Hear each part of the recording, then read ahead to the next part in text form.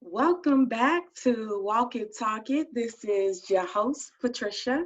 So, today we have been talking about change your mind, change your life.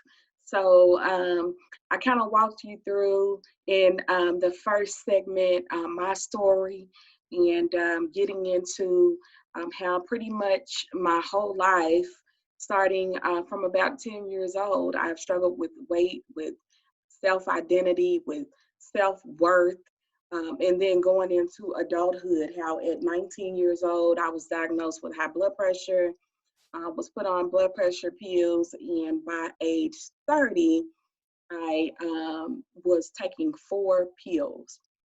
So, my breaking point, my eye opener was losing my kid's dad. Lost him 5 years ago, and complications with aneurysm prevented them from being able to do surgery because of the underlying conditions of high blood pressure and diabetes that were so out of control that it put him at even a much higher risk of dying on the table if they attempted to do any type of open heart surgery. So, um, that was my eye opener. As I kind of processed even, final conversations with him, and I promised him, I remember him saying, Patricia, you know, take care of yourself, exercise, lose the weight, you can do it, be here for our kids, take care of our kids. We have 3 kids. Um, and that resonated with me, and it still does now. And I often wonder if he's proud, and I know that he is because I can feel it in my spirit. But even deeper than that, I began to think about how selfish is it of me to discard my body, to treat it horribly, to treat myself bad, and then wind up disabled or seriously ill with a stroke, heart attack, things that would cause my kids to have to care for me, um, possibly really soon, right? Of course, none of us have control over what may happen. I never know. I could fall ill with any manner of disease or heart condition or anything like that. So I'm not saying that can't happen just because you exercise and you eat healthy. But we do significantly minimize the risk of those things happening and or the ability to recover if we're in fairly decent condition uh, when it happens. So, I mean, even if you go on the American Heart Association's website, I've been affiliated with them for years. And I mean, the statistics, the data are just astounding around, women and Black women specifically. 1 out of every 2 Black women are overweight. 1 in every 2 Black women are overweight. And we are twice as likely in comparison to a white woman to have high blood pressure or another related heart condition. So there's definitely some data that speaks volumes to me. But as I kind of, go back to the story, uh, just started thinking about quality of life. As you age, it's no longer about quantity. I hope to live until I'm old and gray. But the bottom line is I want to be healthy and I want to be able to enjoy whatever years I am blessed with, graced with right now. So I decided to take some steps, and I'm still stepping. I'm not perfect.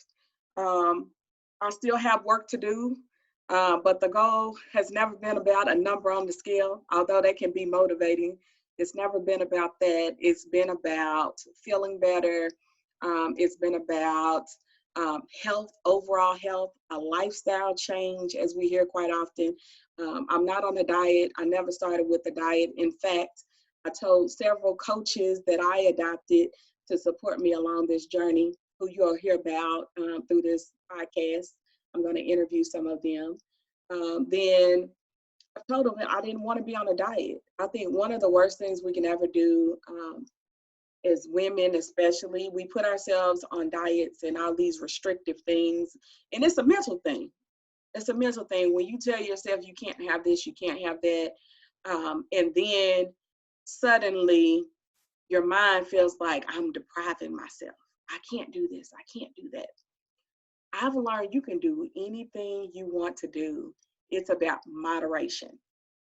For the first 6 months of working out, I made very minimal changes to my diet, or to my eating habits, I should say. So it was more about getting my body moving. One of the things that is so oftenly forgotten is that, you can go on all these diets to lose weight, and then you're going to get to a point of just kind of a standstill where you're going to be stuck, because you have to also move your body more. So that was my first step, basically learning to move my body more. And again, just the realization that time is precious. I want to enjoy the time that I have left. I can remember feeling so sick, just so sick that I wouldn't want to get up out of the bed to go to work. My body would constantly be fatigued. I would have chest pains that made me think I was having a heart attack. I have gone to the ER probably anywhere from 5 to 10 times. I mean, and we're talking about somebody, who was under 35 years old. So that's quite often for me to be so sick, for my chest to be hurting so bad that I thought I was having a heart attack. And then to know that I'm overweight and I'm constantly complaining and not feeling good, and people get tired of hearing it, and you start being ashamed. So I didn't even want to let people know that I pretty much was walking around in a state of constant pain, constantly not feeling good. And I know that there is so much that I still have left to do, and there was so much I wanted to do then, and I couldn't do it. As you start transforming, and in my introduction to my podcast, I talked about purpose. So in my 30s, I started identifying my purpose, and it's exciting, right? Like, I know that I am called to do certain things. I'm purposed to do certain things, but you cannot feel your purpose if you wake up every day feeling horrible, if your chest is hurting, if you have the most uh, obnoxious headache that you can imagine, that an extension won't cure, that no matter how many of your blood pressure pills you take, it won't cure, because you're running on numbers of 150 over 105 constantly, or 180 top number of your blood pressure. It was horrible. I just constantly felt bad, and I never really completely confided in my family and friends about how I was feeling, because I was ashamed at the disservice I was doing to my body. So I knew that I had to do something. At the point of my kid's father passing away, so at that time I was 35. I was taking 6 blood pressure pills by then. We're at 35, 6 blood pressure pills, feeling horrible, adjusting to this new normal way of life, with me being a truly only parent, dealing with kids who were grieving and trying to process loss.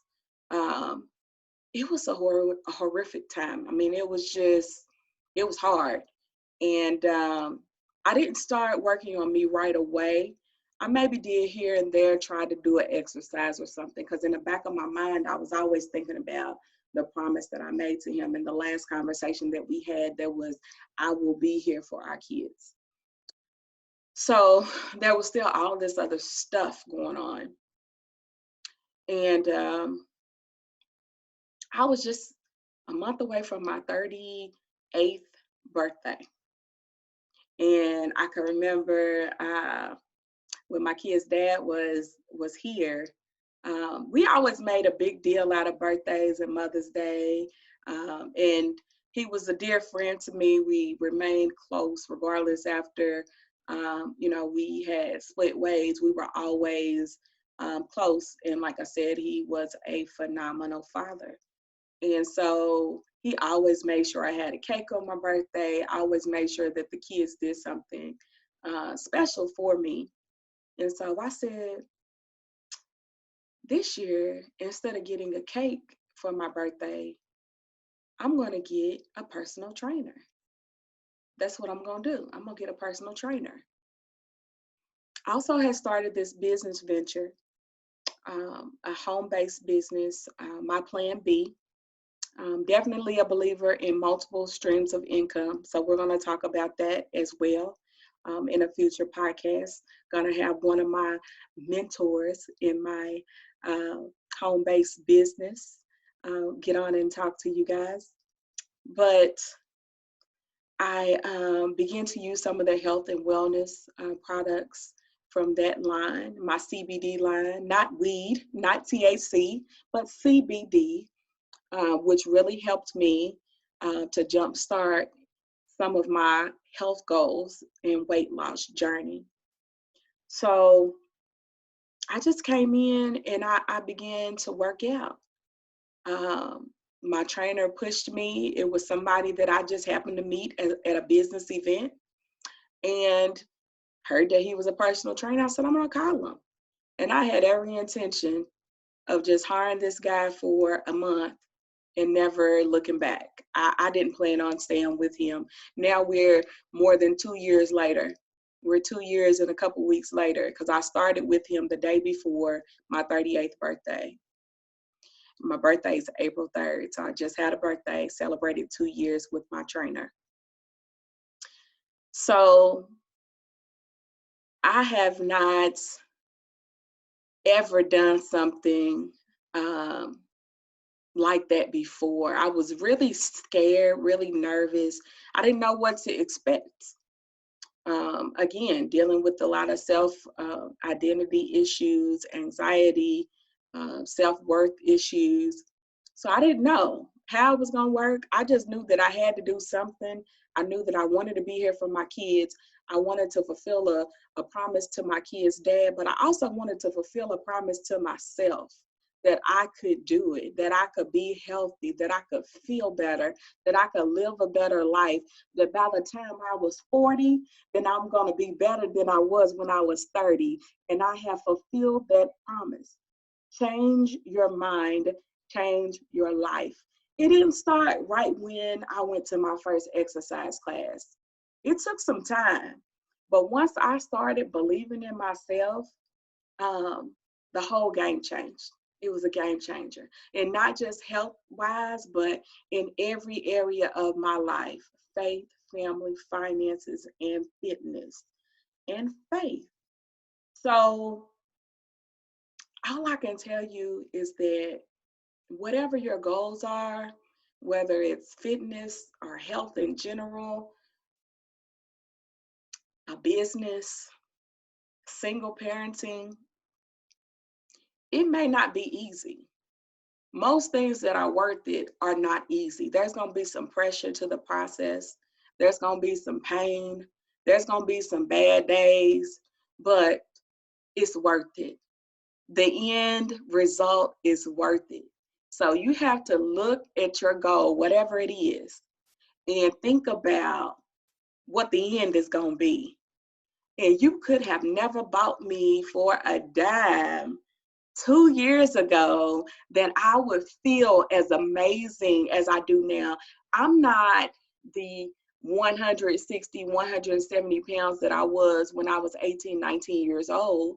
I still have work to do, but my body, my physical condition, the energy that I have, uh, just the degree of strength, to be able to chase after my son, to be able to do a 5K, to be able to jog, a person that has never ran anywhere my whole life. I feel my personal best at age 40. And I know it's going to get even better from here. At age 60, I'm going to be better than I was at 50 and that I am at 40 now, because I'm going to keep going, because the end is just too good for me to pass up. I had all of these reservations about the financial side. How was I going to be able to cover, expenses for a trainer to join? I wanted to join a gym. Believe it or not, eating healthier is more expensive than it is to eat poorly. There's all type of dollar menus out here for a burger and fries for a 4 for $4. So just changing my whole mindset over time, and it took time. So be patient with yourself. That's the best thing I can tell you. If you're just starting your journey, be patient with yourself and be forgiving. Don't punish yourself. And I'm telling you right now, if I want a piece of cake, if I want a burger, whatever it is that I want, I have it because I'm not on a diet. Learn how to discipline yourself in such a way that you are making the healthier choice 80% of the time. And that 20% is your freebie. I believe for me, for Patricia, that diets and restrictive behaviors and things that place barriers in front of me is not good for me mentally. So I never tell myself what I can't have. I tell myself what I can have. And what you'll find is if you keep working, if you become more active and you commit to the process, it's not even going to be an issue as far as eating. Because one, you're not going to be able to eat what you used to eat because you'll get sick. You will feel literally sick. Secondly, you will not be able to eat the amount that you once was eating. Your portions are going to change. Thirdly, you're going to want to do more in terms of healthier eating habits because you're going to start seeing the results and the changes that your body will make and the transformation that you're undergoing because of the exercise. So I'm always telling people, you got to find out what works for you. Nobody's the same. You got to find what works for you. But what I will say, again, not an expert on anybody other than me, but from my opinion, you have to find what works for you. And whatever that may be, whether it's a personal trainer, whether it's working out at home, whether it's going to a gym or a class structure that you like, you have to find what works for you. Some people have meal prep, people that make their meals and they pick them up so that they're already ready. You have to go through a process of identifying what's going to work for you, what you can live with. But I will say, again, be kind to yourself.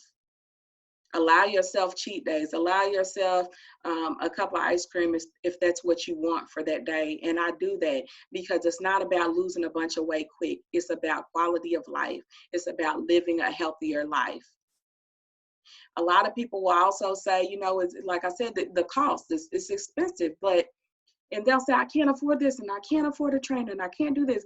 But I will tell you wholeheartedly, I could not afford not to get a trainer. I couldn't afford not to invest in CBD. I couldn't afford not to eat better and spend money on fresh vegetables and fresh produce and fresh foods. I couldn't afford not to do that because I believe with all my heart that if I had not done those things, if I had not made those changes, I would not be here talking to you right now, 40 strong. Change your mind, change your life. It all starts with you. You have to believe that you deserve the life, the destiny that you were called to. But you have to position yourself to receive it.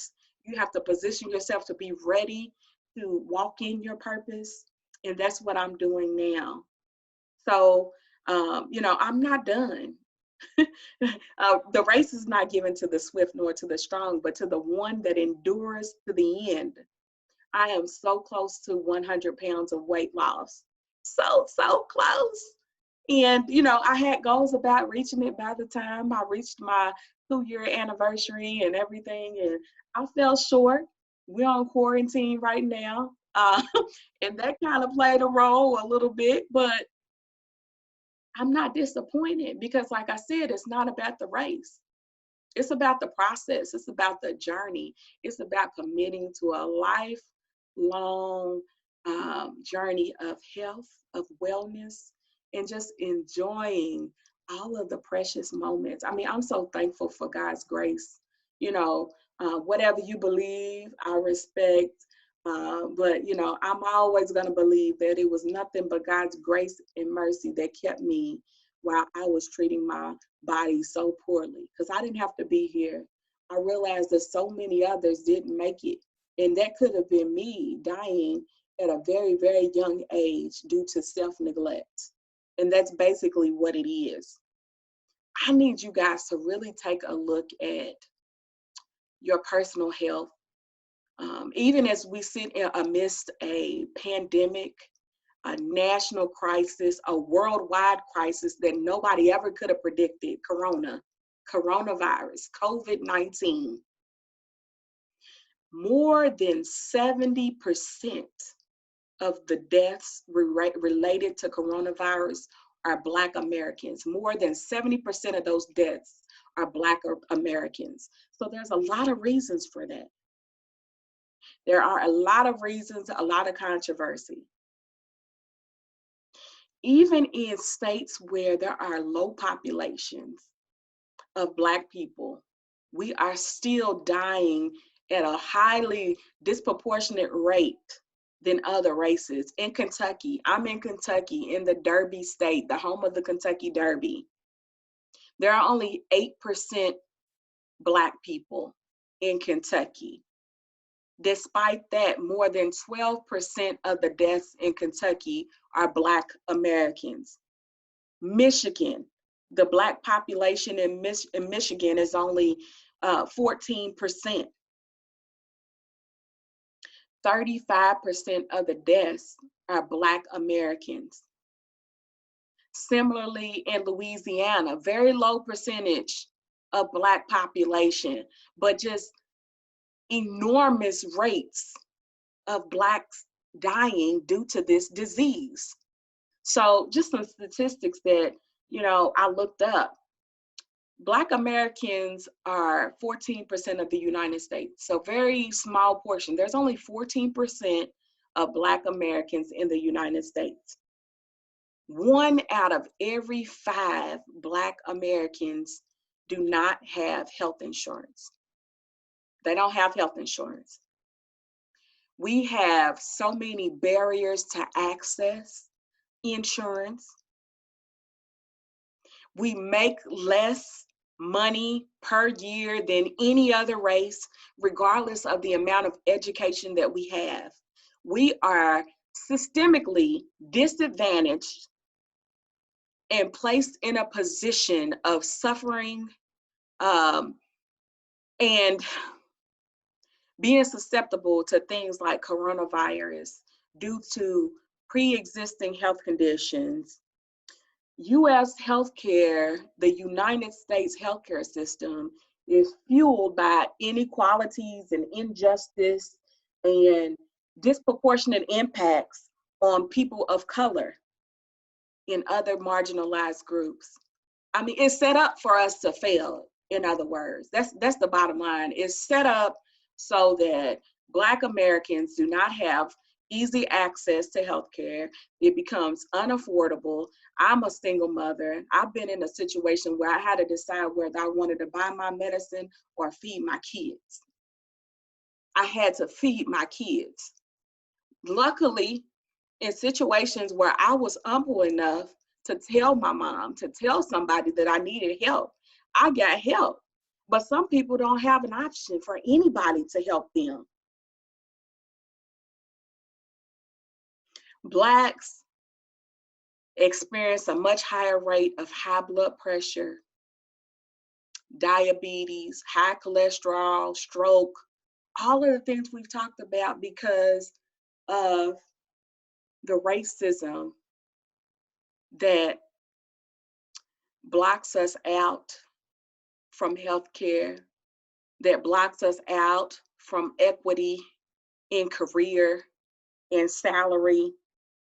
Only 4 Black CEOs in Fortune 500 companies in the United States of America. Only 4.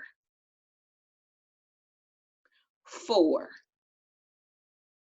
Some people don't believe these statistics when I say them or when I start talking about them, but look them up. I mean, Google, technology is your friend.